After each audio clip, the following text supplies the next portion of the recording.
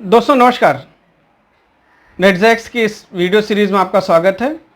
आप सबका बहुत बहुत धन्यवाद। आपने हमारे पिछले वीडियोस को बहुत सराहा, उस पर कमेंट्स किए, लाइक किए। आप इसी तरह हमारे नेटजैक्स चैनल को लाइक करिए, शेयर करिए, सब्सक्राइब करिए, जिससे हम आपके सामने सच और सिर्फ सच उसी भाषा में, उसी स्वरूप में रख सकें और आप उसका अपने हिसाब से विश्लेषण कर सकें। दोस्तों, हम वीर सावरकर, विनायक दामोदर सावरकर की बात कर रहे हैं। पिछले दो वीडियोस हमने उनके प्रारंभिक जीवन के बारे में बात की, क्रांतिकारी जीवन के बारे में बात की, और आज इस वीडियो में हम विस्तार से चर्चा करेंगे उनके आगे के क्रांतिकारी जीवन की, कि जब अंडमान निकोबार की जेल में तमाम यातनाएं उन्होंने जो सही और उसके बाद क्या उन परिवर्तित होता है सावरकर का विचार, सावरकर कैसे आते हैं। तो सबसे पहले सेल्यूलर जेल में देखिए तो 690 के आसपास कोठरियां थी, 15x5 के कमरे हुआ करते थे, जहां सभी कैदी अकेले रखे जाते थे। तो सावरकर जैसे व्यक्ति जो प्रेरित थे मैजिनी से, उन्होंने बचपन में ही अभिनव भारत सोसाइटी की स्थापना की और लोगों को जोड़ा। 1906 से 10 तक लंदन में कानून की पढ़ाई की और वहाँ भी अंग्रेजों के खिलाफ काम किया। फ्री इंडिया सोसाइटी का वहाँ गठन किया और अंग्रेजी राज के खिलाफ गुप्त कार्रवाइयाँ करते रहे। करजन वायली की जो हत्या मदन लाल धिंगरा ने 1908 में की, उसमें वो सावरकर को धिंगरा अपना आदर्श मानते थे और इसी अभियोग के सिलसिले में बाद में सावरकर को दोहरी जन्म उम्र कैद की सजा भी हुई थी, जिसके लिए उन्हें अंडमान निकोबार की सेल्यूलर जेल लाया गया और वहाँ से लगभग 10 साल के आसपास समय बिताने के बाद उन्हें फिर से भारत में मुख्य भूमि पर लाया गया। 1921 में यरवाड़ा जेल रखा गया और फिर 1924 में सशर्त उन्हें रिहा कर दिया गया। 2 शर्तें उनकी रिहाई की रखी गई थी। पहली कि वो रत्नागिरी जिले में रहेंगे और राजनीति में नहीं शामिल होंगे, और ये 2 चीज़ें उनके खिलाफ उनके लिए शर्तें रखी गई थी और जिस पर उन्हें छोड़ा गया। 1937 में उनके ऊपर से ये प्रतिबंध भी उठा लिए गए। तो अगर हम देखें तो 1911 तक सावरकर की सोच थी मातृभूमि की स्थापना, मानना था उनका कि इसकी स्थापना हिंदू मुस्लिम मिलकर करेंगे। जो 1857 की क्रांति पर उन्होंने विशाल ग्रंथ की रचना की है, the Indian war of independence 1857, उसे अंग्रेजों ने जब्त कर लिया 1907 में। और इस पुस्तक में सावरकर ने देशवासियों को मुसलमानों के प्रति किसी तरह की द्वेष भावना नहीं रखने की अपील की थी और सचेत किया, उन्हें चेतावनी दी कि इस तरह की भावना से भारत एक आज़ाद मुल्क नहीं बन पाएगा और देश की आज़ादी के लिए हिंदू मुस्लिम एकता बहुत ज़रूरी है। इस पुस्तक के प्रारंभिक पृष्ठ 9 और 10 पर वो लिखते हैं, जो राष्ट्र अपनी अतीत के बारे में जागरूक नहीं होता उसका कोई भविष्य नहीं हो सकता। और इसी तरह यह भी एक सच्चाई है कि राष्ट्र को अपने इतिहास का गुलाम नहीं बल्कि स्वामी होना चाहिए। मुसलमानों के प्रति नफरत शिवाजी के ज़माने में ठीक थी, लेकिन अगर आज हम उस भावना को सिर्फ इसलिए पाल कर रखते हैं कि वह तब हिंदुओं की प्रमुख भावना थी, तो यह अनुचित और मूर्खतापूर्ण होगी। ऐसा सावरकर का मानना है कि आज हमें मुस्लिमों से किसी प्रकार की दुर्भावना नहीं रखनी चाहिए। इसी पुस्तक में आगे वो हर धर्म के नायकों को समर्पित भी करते हैं। इस पुस्तक को 1857 के शहीदों को समर्पित उन्होंने लिखा है। उसमें मंगल पांडे, झांसी की रानी लक्ष्मीबाई, नाना साहब, मौलवी अहमद शाह, अजीमुल्ला खां, तात्या टोपे, बहादुर शाह जफर, बेगम जीनत महल आदि तमाम क्रांतिकारियों को उन्होंने ये पुस्तक समर्पित की थी। और सावरकर अपने राजनीतिक जीवन के शुरुआत में हिंदू मुस्लिम टकराव वाली राजनीति पर नहीं चलते, उस रास्ते पर नहीं चलते। उसी किताब में पृष्ठ 76 पर वो मानते हैं कि दोनों हिंदुस्तान की मिट्टी के बच्चे हैं। ध्यान देने वाली बात है, देश की स्वतंत्रता के लिए कंधे से कंधा मिलाकर लड़ सकें और जब देश स्वतंत्र हो तो भारतीय शासकों और राजाओं के अधीन संयुक्त राज्य भारत अस्तित्व में आए। पृष्ठ 76 पर लिखा। और उन्होंने मौलाना अहमद शाह के जिहादी जुनून की बड़ी तारीफ भी की थी। तो दुनिया के इतिहास में शायद ही कोई ऐसा लेखक, कवि, क्रांतिकारी, विचारक हो जो इतनी इस तरह की त्रासदी का शिकार रहा हो कि आज़ादी के बाद उसके देश में ही उसे विवादों का कारण बना दिया जाए। और इस पुस्तक को भी आप देखें तो सिकंदर हयात खान ने हॉलैंड से गुप्त तरीके से छपवा के लाया था। सिकंदर हयात खान बाद में अविभाजित भारत के पंजाब प्रांत के मुख्यमंत्री भी बने थे, बड़े कांग्रेसी नेता भी बने थे।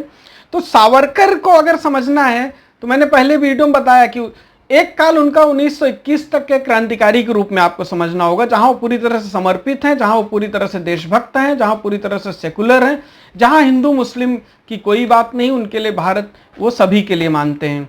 लेकिन ऐसा क्या हुआ सेल्यूलर जेल में रहने के दौरान कि उनका विचार बदलता गया? तो हमें उन आसपास की परिस्थितियों पर भी जरा दृष्टिपात करना जरूरी है। पहली परिस्थिति आप देखिए जो उभरती है वो सावरकर के सामने, वो जेल में जो ज्यादातर वार्डन और अधिकारी थे वो सिंध, पंजाब और बलूचिस्तान के भाग से लाए गए वार्डर थे, जो अफगान थे, जिनमें मुसलमान थे, आज के पाकिस्तान में रहने वाले, और वो कैदियों से, खासतौर पर हिंदू कैदियों से धर्म के आधार पर बड़ी दुर्भावना से पेश आते थे। शमसुल इस्लाम की पुस्तक सावरकर मिथक और सच पढ़ते समय भी ये बात शमसुल इस्लाम स्वयं कहते हैं। लेकिन शमसुल इस्लाम इस बात को आगे बताते हैं कि बाकी क्रांतिकारियों ने तो नहीं ऐसी बात रखी। तो ऐसा नहीं है, अगर सावरकर एक बाकी क्रांतिकारी नहीं करते तो सावरकर भी उस बात को नहीं रख सकते, ऐसा नहीं है। सावरकर को पूरा हक था और उन्होंने बौद्धिक तरीके से उस बात को रखा। तो जो माहौल जेल में उन्होंने देखा, कहीं न कहीं से सावरकर को हिंदुओं की रक्षा के प्रति और ज्यादा सचेत करता है। सावरकर थोड़ा सा सतर्क होने लगते हैं हिंदुओं को लेकर वो। और दूसरा माहौल दूसरी तरफ जो बन रहा था देश में, वो मुस्लिम लीग के नेतृत्व में अलग पाकिस्तान की मांग, जिन्ना लियाकत बंधु और जितने भी अमीर उमरा जमींदार थे मुस्लिम धर्म के, वो कहीं न कहीं से अलग पाकिस्तान की मांग को लेकर जिन्ना के पीछे लामबंद हो गए थे, मुस्लिम लीग के पीछे लामबंद हो गए थे। तो ये एक और परिस्थिति थी जिससे सावरकर कहीं न कहीं से हिंदू हितों के बारे में सोचने लगे, हिंदू राष्ट्र के बारे में सोचने लगे। तीसरी परिस्थिति जो उनके सामने आई उस समय 1920 में, जब लोकमान्य तिलक के बाद कांग्रेस का नेतृत्व महात्मा गांधी के पास आता है, महात्मा गांधी उसके सर्वे सर्वा हो जाते हैं।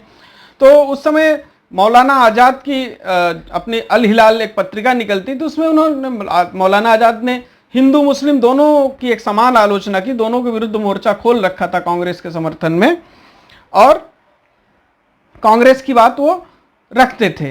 नागपुर अधिवेशन जब हुआ अखिल भारतीय कांग्रेस का 1920 में, तो गांधी जी ने कांग्रेस को अब क्लास से मास ऑर्गेनाइजेशन बनाने की कवायद शुरू कर दिया था। वैसे एक सावरकर पर आरोप लगाने वाले बड़े पत्रकार वीर संघवी थे, और एक बार मैं उनका लेख पढ़ रहा था, उन्होंने सरकार को सावरकर के सरकारी पुनर्विसन कहा कि इनको सरकार ने, ब्रिटिश सरकार ने रिहेबिलिटेशन दिया, जबकि आरोप सिद्ध नहीं हुए। लेकिन 2G स्पेक्ट्रम के केस में वीर सिंघवी का भी नाम आया था कि इनको कहाँ मलेशिया में, कहाँ सिंगापुर में फ्लैट वैट मिले थे। ये सब आरोप कभी सिद्ध होते नहीं, इसलिए इन बातों को कहने का कोई मतलब है नहीं। तो वैसे ही वीर सिंघवी की बात भी मायने नहीं रखती। लोग कहते हैं सावरकर की लेखनी और उनकी करनी में, कथनी और करनी में अंतर था। ऐसा बिल्कुल नहीं है। सावरकर ने जब जो कहा तब वो किया। जब तक वो क्रांतिकारी जीवन जिए, समर्पित क्रांतिकारी की तरह रहे, और जेल से बाहर आना भी उनकी एक योजना का हिस्सा था। उनकी एक सोच थी कि जेल के अंदर रह के अपनी उम्र, अपनी बुद्धि और अपनी ऊर्जा को इस तरह से खत्म कर देने के बजाय, 50 साल यहाँ यातना भोग के जीने के बजाय, किसी तरह से बाहर यदि हम आ जाएं तो हो सकता है मैं देश के और काम आ सकूं, समाज के और ज्यादा काम आ सकूं। इस सोच को लेकर एक रणनीति उन्होंने, वो एक योद्धा थे और युद्ध नीति, रणनीति में निपुण थे। तो वो जानते थे कि क्या रणनीति कहाँ काम आएगी, अंग्रेजों के साथ किस तरह की रणनीति काम आएगी। इसलिए जेल में बंद होने के समय तो वो लड़ सकते नहीं अंग्रेजों से, तो एक ही रास्ता बचता था, क्षमा याचना, कि क्षमा याचना से हम वहां बाहर निकल आए। उन्होंने यहाँ शिवाजी महाराज का सिद्धांत अपनाया, जब उन्होंने शिवाजी महाराज जब औरंगजेब की कैद से भागे थे, तो ये कहीं न कहीं से उनसे इंस्पायर्ड भी थे, तो उस सिद्धांत के तहत उन्होंने किया।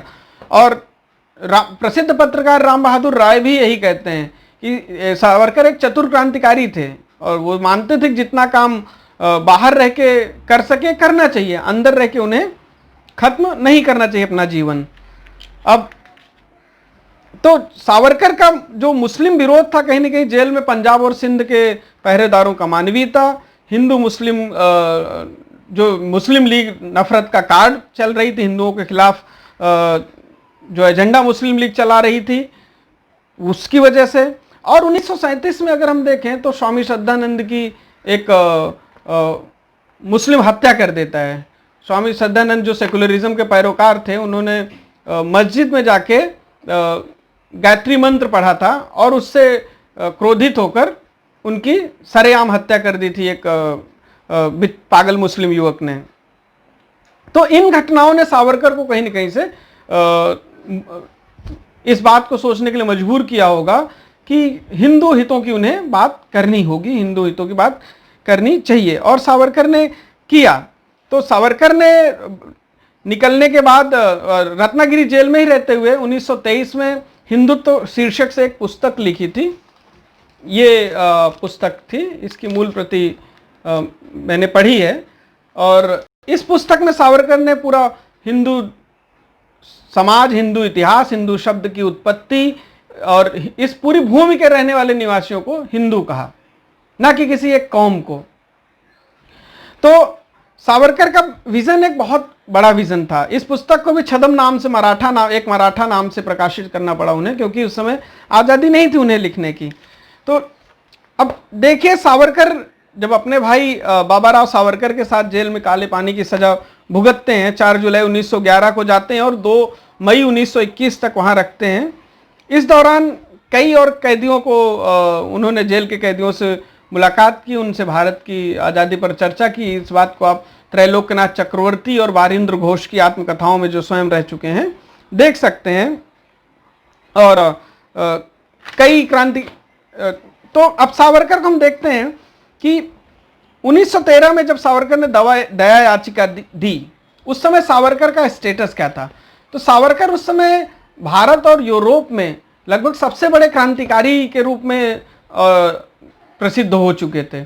हजारों युवक इंतजार कर रहे थे उनका। यहाँ तक कि अंग्रेजों के वार्डन ने स्वयं लिखा है कि अगर सावरकर को भारत की मुख्य भूमि की भी किसी जेल में रखेंगे तो उनके लोग किसी न किसी तरह से इन्हें छुड़ा ले जाएंगे, भगा ले जाएंगे, और ये सबसे दुर्दान, सबसे खतरनाक क्रांतिकारी हैं सावरकर। तो ये सावरकर अपने को नष्ट नहीं करना चाहते थे। बाद में सावरकर राजनीति में आते हैं, हिंदू महासभा के अध्यक्ष भी बनते हैं, और कुछ समय तो उन्होंने राजनीतिक कारणों से मुस्लिम लीग के साथ मिलकर सिंध और बंगाल में सरकार भी बनाई। डॉक्टर श्यामा प्रसाद मुखर्जी उस सरकार में फजलुल हक और श्यामा प्रसाद मुखर्जी के नेतृत्व में बनी। छुआछूत के खिलाफ सावरकर ने संघर्ष किया, पतित पावन संगठन और मंदिर में सामूहिक प्रवेश, सामूहिक भोज की भावना उन्होंने प्रमोट की। अब सावरकर पर जो गांधी जी की हत्या का एक आरोप लगता है, जो कि सिद्ध कभी नहीं हो सका, लेकिन ये आरोप है जो उनके साथ हमेशा जुड़ा रहेगा। जब भी सावरकर की आप बात करेंगे तो गांधी हत्या का आरोप कहीं न कहीं से सबसे बड़ी दीवार बनके, सबसे बड़ी दीवार के रूप में ये आपको खड़ी मिलेगी।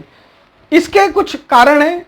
सरदार पटेल जो भारत के पहले गृह मंत्री थे, गांधी जी की सुरक्षा की जिम्मेदारी उनकी थी। उन्होंने एक 27 फरवरी 1948 को पंडित नेहरू को एक पत्र लिखा था, और उस पत्र में उन्होंने सावरकर और आरएसएस पर साजिश का आरोप लगाया था। यह पत्र सार्वजनिक डोमेन में भी उपलब्ध है, इसे पढ़ा जा सकता है। 18 जुलाई 1948 को सरदार पटेल ने डॉक्टर श्यामा प्रसाद मुखर्जी को भी पत्र लिखा, और इस पत्र में भी उन्होंने उल्लेख किया कि कहीं न कहीं से आरएसएस का हाथ है। हालांकि बाद में कानूनन ये बातें तय नहीं हो सकी किसी अदालत में, किसी कानून में, और आरएसएस भी बरी हो गया, सावरकर भी बरी हो गए। लेकिन सावरकर का सरदार पटेल ने गोलवलकर को भी एक पत्र लिखा था 11 सितंबर 1948 को। उस पत्र में भी उन्होंने इस तरह की बातों की चर्चा की, जिससे कि इस बात को बल मिलता है कि कहीं न कहीं से सावरकर से ही प्रभावित थे नाथूराम गोडसे, जिन्होंने गांधी जी की हत्या की। अब देखिए, इसमें एक बात ये समझने वाली है कि अगर मैं एक शिक्षक हूं, मैं अपने विद्यार्थी को पढ़ा रहा हूं कि देश की सेवा करो, समाज की सेवा करो, अपने जाति धर्म की सेवा करो, संप्रदाय की सेवा करो, किसी भी तरीके के जो भी मैं पढ़ाता हूं, अगर वो विद्यार्थी मेरी उस विद्या का जाके दुरुपयोग करे, तो क्या मैं उसका दोषी मान लिया जाऊंगा? यही त्रासदी सावरकर के साथ भी है। गोडसे ने जो किया वो नाथूराम गोडसे ने स्वयं स्वीकार किया, वो उनका अपना निर्णय था, लेकिन सावरकर सिर्फ उनसे नजदीक होने की वजह से इस विवाद में लाए गए और इस विवाद को राजनीतिक रूप से काफी भुनाया गया। जब वीर सावरकर का स्मारक अंडमान की जेल में लगाने की बात आई थी, उस समय भी काफी विरोध हुआ, हो हल्ला हुआ, और यही तुष्टीकरण की राजनीति जिसके कारण कहीं न कहीं से कांग्रेस और उसकी राजनीति भारत में कमजोर हुई और होती जा रही है। उन्हें यह सच स्वीकार करना होगा कि सच को समग्रता में देखना होगा, किसी व्यक्ति या व्यक्तित्व को समग्रता में देखना होगा। जैसे हम अगर इंदिरा गांधी के 2 साल इमरजेंसी वाले छोड़ दें तो इंदिरा गांधी से बेहतर शायद ही कोई नेता हुआ हो उस समय भारत में, और आज भी जो उन्होंने जिस तरह से निर्णय लिए, जिस तरह से उन्होंने देश को नेतृत्व दिया, तो वो चीज हमें समझनी होगी कि हर व्यक्ति में कुछ न कुछ कमियां होंगी, कुछ न कुछ अच्छाइयां होंगी, लेकिन एक चीज पर कभी नहीं संदेह होना चाहिए, वो ये कि सावरकर देशभक्त थे और सावरकर ने देश के लिए, समाज के लिए अपनी जिंदगी दी। 2 नेशन की थियरी सिर्फ सावरकर की ही नहीं थी, पहले किसने थी, बाद में किसने थी, इस बात का महत्व नहीं रह जाता। जिन्ना भी 2 नेशन की थियरी पर अड़े थे, और सावरकर या सावरकर के मानने वाले इस तरह से डायरेक्ट एक्शन डे का कॉल नहीं देते, जिन्ना देते हैं। तो कहीं ना कहीं से वो बात सिद्ध होती है कि सावरकर की पीड़ा थी अपने समाज को लेकर। वो चाहते थे कि उनके समाज को सुरक्षा मिले, उनका समाज भी अपने गौरवशाली इतिहास को जी सके और एक उत्तम भविष्य को पा सके। आप अपने कमेंट्स, अपने विचार जरूर हमें भेजिएगा। हमारे वीडियो को लाइक करिए, सब्सक्राइब करिए और दूसरों तक पहुंचाइए। नेटजैक्स का उद्देश्य है कि ज्ञान की चर्चा हो, बजाय इसके कि हम बायस होकर चीज़ों को रखें। तो मैं समराइज करके फिर से कहूँगा आपको कि सावरकर को आपको 3 भागों में समझना होगा। पहला, उनके जन्म से 1921 तक एक क्रांतिकारी के रूप में, या 1911 तक जब तक वो अंडमान ले नहीं जाते, 1911 से 21 तक एक हिंदुत्व के पुरोधा के रूप में वो बनते हैं जेल में रहते हुए, और उसके बाद जेल से आने के बाद सावरकर किस तरह से एक बड़े हिंदुत्ववादी नेता के रूप में, बुद्धिजीवी के रूप में, विचारक के रूप में रहते हैं, क्योंकि अंग्रेजों ने उनकी राजनीतिक गतिविधियों पर पाबंदी लगा रखी थी, इसलिए वो राजनीतिक रूप से सक्रिय नहीं होते। और अगर ये कहा जाए कि सावरकर को अंग्रेजों ने उपयोग किया, इस्तेमाल किया हिंदू मुस्लिम झगड़ा बढ़ाने के लिए, तो अंग्रेजों ने तो हर चीज का इस्तेमाल किया। उनका तो उद्देश्य ही था। अंग्रेजों ने बंगाल का पार्टीशन किया, उसमें सफल नहीं हुए। अंग्रेजों ने उधर से एक तरफ राजा राम मोहन राय को प्रमोट किया था, तो दूसरी तरफ सर सैयद अहमद खां को प्रमोट किया। अंग्रेजों ने हमेशा यह संतुलन बनाने की कोशिश की जिससे भारतीय अपने ही में ही लड़ते हैं। अंग्रेजों ने सेपरेट इलेक्टोरेट दलितों को दिया, तो डॉक्टर अंबेडकर को एक नेता के रूप में देखा गया। अंग्रेजों ने मुस्लिमों को सेपरेट इलेक्टोरेट दिया, जिन्ना को नेता के रूप में स्वीकार किया। वैसे अंग्रेजों ने कहीं न कहीं से सावरकर की गतिविधियों से भी आंख मूंद लिया, उनको भी प्रमोट किया होगा। अंग्रेजों ने फिर कह सकते हो गांधी जी को भी प्रमोट किया होगा वैसे। तो ये कहने सुनने वाली बातें तो हम कुछ भी कर सकते हैं, लेकिन किसी क्रांतिकारी की मंशा पर, देशभक्ति पर हमें संदेह नहीं करना चाहिए। हम कर्जदार हैं उन क्रांतिकारियों के, ये हम हैं क्योंकि वे थे। आप सबने समय दिया, आप सबका बहुत बहुत धन्यवाद। नमस्ते।